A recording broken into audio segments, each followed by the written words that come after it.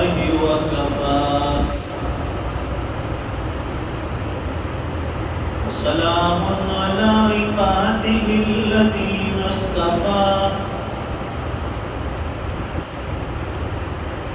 خصوصا على أفضلهم وخاتم النبيين محمد الأمين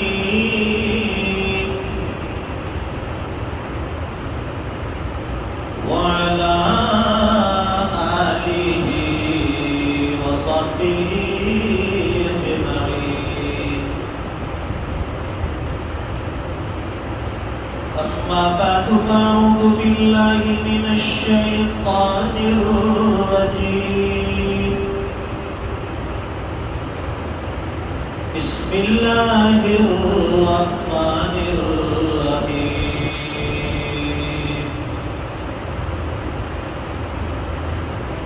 ألم يجدك يتيما فآوى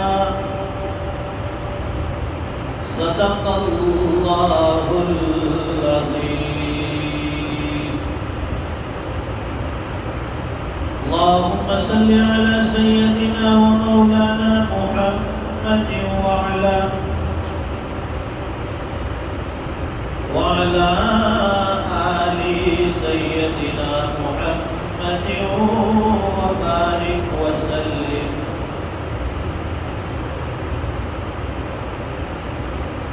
بزرگوں اور دینی بھائیوں،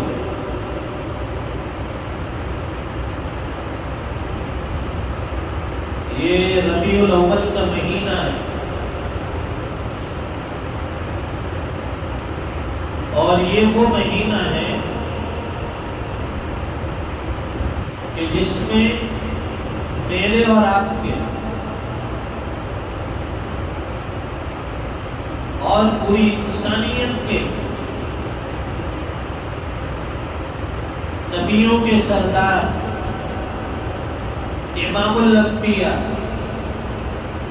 سرور کائنات فخر موجودات جناب محمد رسول اللہ صلی اللہ علیہ وسلم دنیا میں تشریف لائے. ربیع یہ عربی زبان کا لفظ ہے اور اس کے معنی ہوتے ہیں موسم بہار. موسم بہار جس میں درخت پتوں سے بھرے ہوتے ہیں، پھلوں سے بھرے ہوتے ہیں، کلیاں کھلی ہوتی ہے، باغات کے اندر پھول طرح طرح کے رنگ برنگی کھلے ہوتے ہیں. ایسے بہار کے موسم کو ربیع کہتے ہیں. ربیع فی ربیع فی ربیع نور فوق نور فوق نور. ایک تو موسم بہار اور پھر اس میں بھی جناب محمد رسول اللہ صلی اللہ علیہ وسلم کا دنیا میں تشریف لانا. تو بہار ہی بہار ہے دنیا والوں کے لیے. اسی مہینے میں حضور دنیا میں تشریف بھی لائے اور اسی مہینے میں دنیا سے تشریف بھی لے گئے.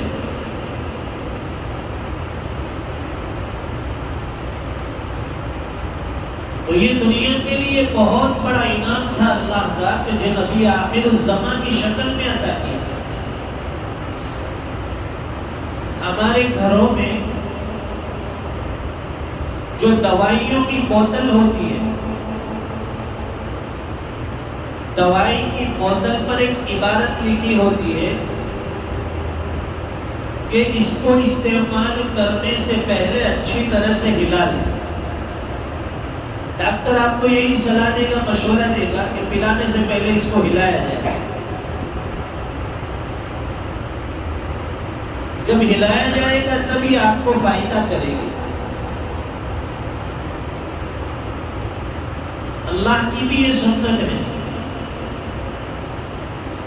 کہ جب کسی بندے کو نوازنا ہوتا ہے، کسی کو کوئی انعام دینا ہوتا ہے، تو انعام دینے سے پہلے اسے آزمایا جاتا ہے، اچھی طرح سے ہلایا جاتا ہے۔ اس کی دلیل قرآن کریم میں موجود ہے۔ اللہ فرماتے ہیں وَإِذِ ابْتَلَىٰ إِبْرَاهِيمَ رَبُّهُ بِكَلِمَاتٍ فَأَتَمَّهُنَّ۔ یاد کرو اس وقت کو جب اللہ تعالیٰ نے حضرت ابراہیم علیہ السلام کو چند باتوں میں آزمایا، سو انہوں نے اس کو پورا کر دکھایا، وہ کامیاب ہو گئے۔ فَأَتَمَّهُ، انہوں نے اس کو پورا کر دیا۔ فَأَتَمَّهُ اس کا مطلب ہے مئۃ فی المئۃ، 100 میں سے 100% کامیاب ہو گئے حضرت ابراہیم علیہ السلام۔ مسلسل آزمائشیں، مسلسل امتحانات، اور اس کے بعد اللہ تعالیٰ نے ایک بڑی کامیابی انی جاعلک للناس اماما،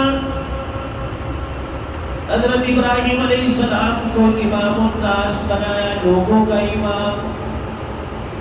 پہلے آزمایا خوب، امتحانات لیے، اور اس کے بعد انعام دیا انی جاعلک للناس اماما، لوگوں کا امام بناتا ہوں ابراہیم آپ۔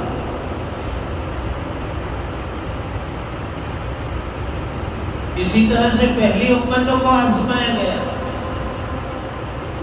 طرح طرح کے حالات آئے، آزمائش آئی، اس کو قرآن کریم کہتا ہے هنالک ابتلی المؤمنون وزلزلوا زلزالا شدیدا۔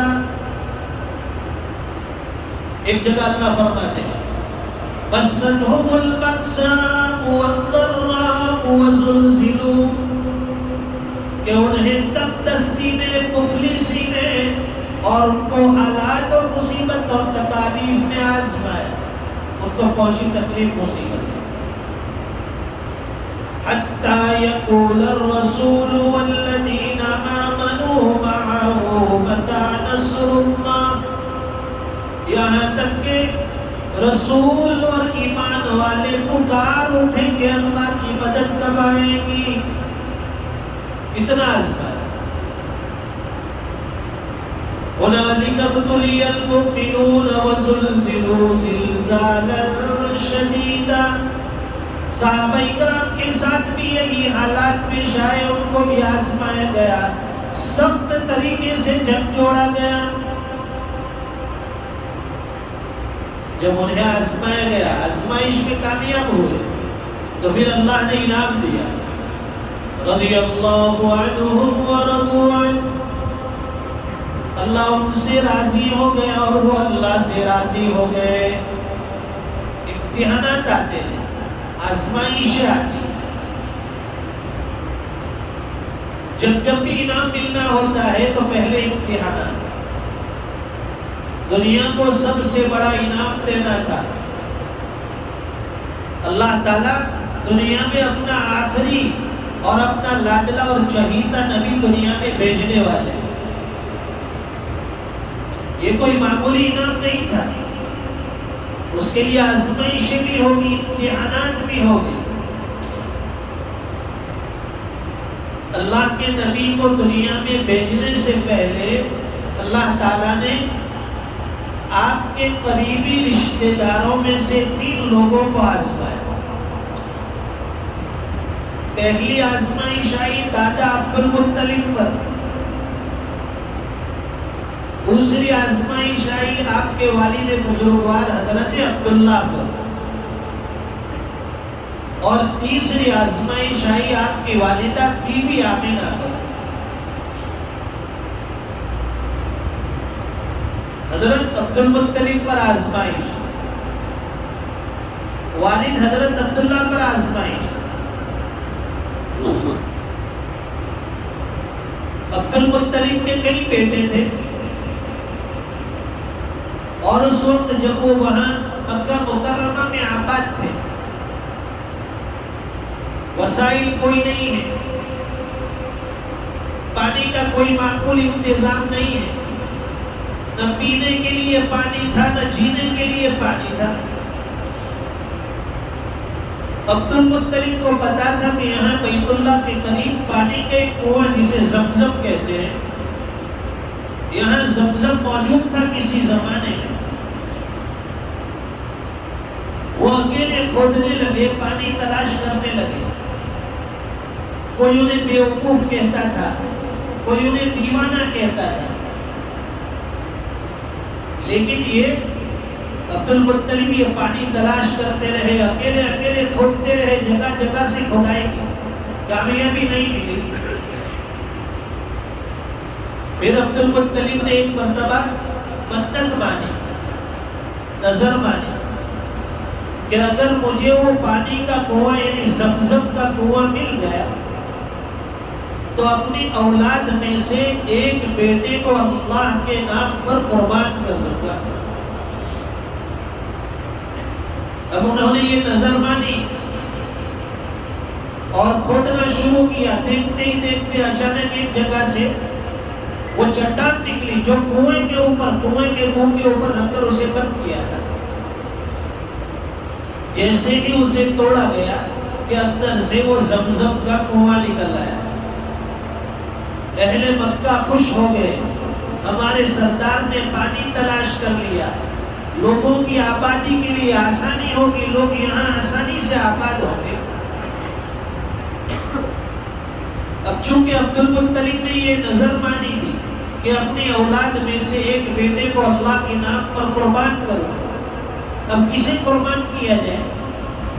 تو قرعہ ڈالا گیا، وہ چٹھی بنا کر ڈالی گئی، قرعہ ڈالا۔ اتفاق سے نام جو سب سے چھوٹا بیٹا تھا عبداللہ، اور اپنی اولاد میں سب سے زیادہ خوبصورت بھی وہی تھا۔ ایک تو چھوٹا بھی ہو اور اوپر سے خوبصورت بھی ہو تو ظاہر ہے کہ ماں باپ کو اس سے کیسی محبت ہوگی، کیسی انسیت ہوگی۔ وہ قرعہ حضرت عبداللہ کے نام پر نکلا۔ عبد المطلب تیار ہو گئے اپنے بیٹے کو اللہ کے راستے میں قربان کرنے کے لیے۔ لوگوں نے سمجھایا کہ بیٹے کے بجائے آپ اونٹوں کی قربانی دے دو، اونٹ اللہ کے نام پر ذبح کرو۔ ایک طرف 10 اونٹ رکھے گئے، دوسری طرف حضرت عبداللہ کو رکھا اور قرعہ ڈالا، چٹھی انہوں نے ڈالی۔ اتفاق سے نام حضرت عبداللہ کے نام پر ہی نکلا۔ پھر 20 اونٹ کیے، پھر چٹھی ڈالی، حضرت عبداللہ کے نام پر نکلی۔ 30 اونٹ کیے، 40 کیے، 50 کیے، یہاں تک کہ ایک طرف 100 اونٹوں کو رکھا گیا، دوسری طرف حضرت عبداللہ۔ اس مرتبہ جا کر چٹھی اور وہ قرعہ اونٹوں کے نام پر نکلا، حضرت عبداللہ کے بدلے 100 اونٹوں کو قربان کیا گیا۔ یہ دوسری آزمائش۔ اب تیسری آزمائش آپ کی والدہ بی بی آمینہ کے اوپر آئی۔ وہ اس طرح سے کہ عبد المطلب نے اپنے بیٹے عبداللہ کے لیے، اس کے رشتے کے لیے مدینہ منورہ کے خاندان وہاں سے رشتہ لیا اور اپنی بہو کو وہاں سے لے کر آئے، یعنی بی بی آمینہ۔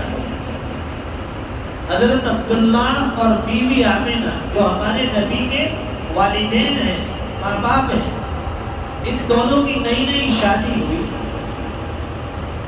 اور ابھی صرف 6 مہینے گزرے تھے شادی کے۔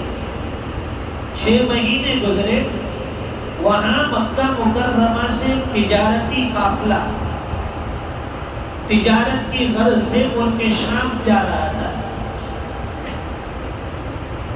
حضرت عبداللہ نے سوچا کہ چونکہ میری بھی شادی ہو گئی ہے، مجھ پر بھی اب کچھ ذمہ داری ہے، میں بھی اس تجارتی قافلے کے ساتھ تجارت کی غرض سے سفر کر لوں، اس میں سے جو کچھ بچے گا گھر کی ضرورت کے لیے کام آئے گا۔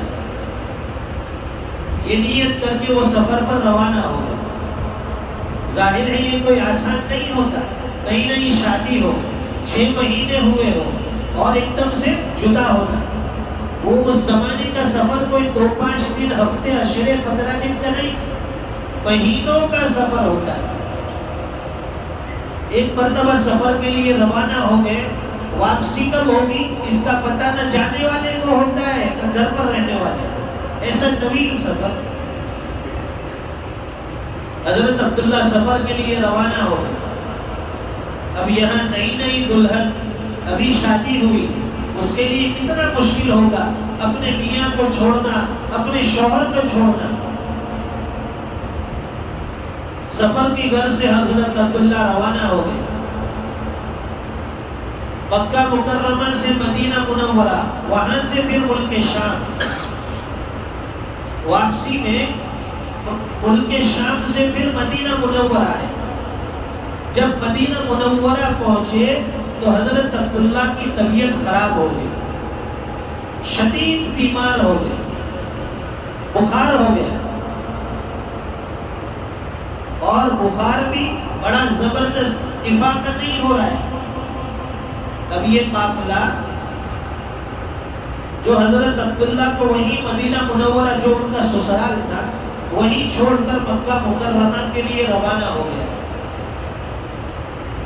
یہ حضرات مکہ مکرمہ تشریف لے آئے، قافلہ پورا مکہ مکرمہ پہنچا، یہاں بیوی انتظار میں ہے۔ اس زمانے میں ٹیلی فون نہیں تھا، خبر گیری کے کوئی ذرائع نہیں تھے، اس لیے بیوی تو بن سنور کر تیار تھی حضرت آمینہ کہ میرے شوہر حضرت عبداللہ آئیں گے۔ قافلے میں جتنے لوگ تھے سب لوگ یہاں پہنچ گئے۔ اب وہ انتظار کرتے ہوئے گھر کے دروازے پر چوکھٹ پر کھڑی ہے، سارے لوگ چلے گئے، حضرت عبداللہ نہیں آئے۔ پھر پتا چلا کہ وہ بیمار ہو گئے اور مدینہ منورہ میں ٹھہرے ہیں، وہاں ان کا علاج معالجہ ہوا۔ اب یہاں مکہ مکرمہ سے لوگ ان کو لینے کے لیے مدینہ منورہ نکلے۔ اللہ کا کرنا ایسا تھا کہ ان کے پہنچنے سے پہلے وہاں مدینہ منورہ میں حضرت عبداللہ کا انتقال ہو گیا۔ کتنی عمر تھی حضرت عبداللہ کی؟ عمر 18 سال، اور بیوی آمینہ کی عمر 16 سال۔ ہمارے نبی آپ کی والدہ کے بطن پیٹ میں ہیں، پرورش ہو رہی ہے، دنیا میں آنے سے پہلے یتیم۔ قرآن کریم میں اللہ فرماتے ہیں أَلَمْ يَجِدْكَ يَتِيمًا فَآوَىٰ، کیا ہم نے آپ کو یتیم نہیں پایا پھر ہم نے آپ کو ٹھکانہ دیا؟ دنیا میں آنے سے پہلے یتیم، جس کا کوئی نہیں ہوتا، جس کا کوئی نہیں ہوتا اس کا رب ہوتا ہے، اور جس کا رب ہوتا ہے پھر اسی کا سب ہوتا ہے۔ دنیا میں آنے سے پہلے یتیم ہو گئے۔ بی بی آمینہ پریشان ہے، اب انہیں اندازہ ہے کہ میرے پیٹ کے اندر حمل ہے، بچہ ہے، 7 مہینے ہو گئے، لیکن ایسی کوئی علامت محسوس نہیں ہوتی تھی جو عام عورتوں کو ہوتی تھی، جیسے ابکائی آنا، وامٹنگ ہونا، طبیعت بار بار خراب ہونا، ایسی کوئی چیز نہیں، کیونکہ وہ تو نبی آخر الزمان جو دنیا میں کبھی کسی کو تکلیف نہیں پہنچا سکتے، اپنی ماں کو بھی پیٹ میں کبھی تکلیف نہیں پہنچائی، لیکن یہ بات یقینی تھی کہ پیٹ میں بچہ پرورش پا رہا ہے۔ ایک دو چیزیں وہ اور نوٹ کرتی تھی بی بی آمینہ کہ جب میں راستے چلنے کے لیے گھر سے باہر نکلتی تھی تو جیسے ہی میں باہر نکلتی تھی درختوں کی ٹہنیاں مجھ پر جھک جاتی تھی، گویا کہ وہ بھی جھک کر مجھے سلام کرتی ہے، السلام علیکم۔ ایک بات اور تھی کہ رات کے وقت جب میں بیت اللہ جانے کے لیے گھر سے نکلتی تھی تو آسمان کے ستارے وہاں آسمان سے جھک کر میرے قریب آ جاتے تھے، گویا کہ وہ بھی جھک کر مجھے سلام کرتے ہیں۔ یہ سب نبی آخر الزمان کی برکت ہے۔ اور ایک بات اور تھی، فرماتی ہے کہ جب بھی میں پانی بھرنے کے لیے زمزم کے کنویں پر جاتی، وہ پانی چونکہ نیچے ہوتا تھا، گہرائی میں ہوتا تھا، اسے کھینچنے کے لیے ڈول اور رسی کا استعمال کرنا پڑتا، لیکن جب میں پہنچتی تھی کنویں کے پاس پانی سیدھا اوپر کنارے کے اوپر آ جاتا تھا، مجھے ڈول رسی ڈالنی نہیں پڑتی تھی، میں اوپر سے پانی بھر لیتی تھی۔ اور یہ بات اتنی مشہور تھی کہ مکہ کی دوسری عورتیں بھی مجھے پکڑ کر کنویں کے سامنے کھڑا کر دیتی تھی کہ آمینہ تم یہیں کھڑی رہو، اگر تم ہٹ جاؤ گی تو یہ پانی نیچے چلا جائے گا۔ یہ میرے محبوب صلی اللہ علیہ وسلم کی برکت ہے۔ آپ ابھی دنیا میں تشریف نہیں لائے، آپ کے دنیا میں آنے سے پہلے لوگ آپ سے استفادہ کر رہے ہیں، آپ کے دنیا میں آنے سے پہلے لوگ آپ سے برکتیں حاصل کر رہے ہیں۔ اور آخری بات کہ جس رات آپ صلی اللہ علیہ وسلم دنیا میں تشریف لائے، آپ کی پیدائش ہونے والی ہے، آپ کے گھر میں چراغ پہ جلانے کے لیے تیل نہیں تھا۔ بی بی آمینہ کہتی ہے کہ میرے گھر میں چراغ میں جلانے کے لیے تیل نہیں تھا، اتنی تنگدستی تھی، لیکن آپ جب پیدا ہوئے تو صبح سحر کے وقت، یعنی جب صبح صادق کا وقت ہوتا ہے، اس وقت آپ کی ولادت باسعادت ہوئی۔